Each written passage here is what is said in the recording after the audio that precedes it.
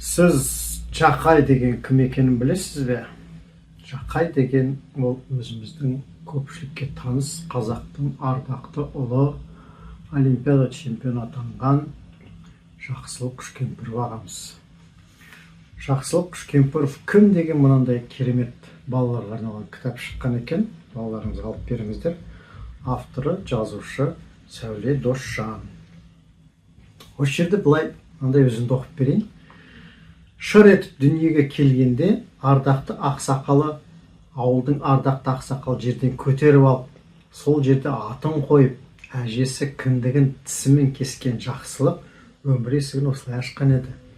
Жақсылық үйдің ортаншысы, алдында бір әпкесі және өзінен кейін бір қарындасы болды.